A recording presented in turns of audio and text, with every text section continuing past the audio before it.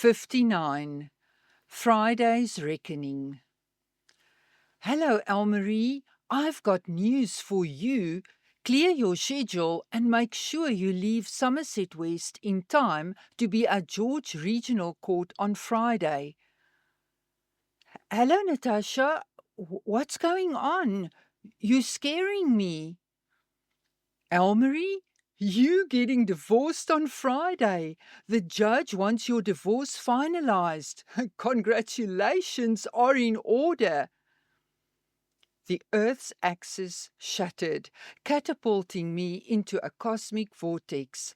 I pierced the veil of the solar system, Pluto's icy silhouette blurring past me like a ghostly sentinel. The photon belt's ethereal energies baptized my mind, purging the shadows. Then a maelstrom of color and sound catapulted me back through the ozone layer, depositing me breathless and bewildered at the threshold of my dreams. As the news detonated within me, my body shuddered, as if winter had suddenly descended upon my summer-warmed skin. My mind reeled, a tumble-dryer of thoughts and emotions, while my stomach churned with a wave of nausea. And then, like a pressure valve releasing, the laugh cries burst forth, a cathartic mix of shock, relief, and joy. I collapsed onto the couch, the soft cushions enveloping me like a gentle hug. As the room spun around me, Natasha's excited voice slowly brought me back to the present, filling me in on the details with triumph and vindication. As scheduled, they had met with the judge in chambers that morning.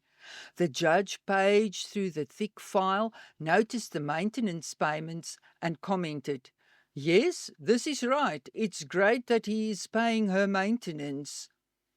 Our advocate swiftly corrected him. "No, Your Honour, she is paying him maintenance." The judge's demeanour changed instantly.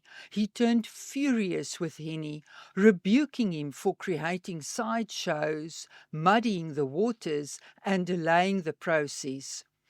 "I want this divorce settled in court on Friday," he declared.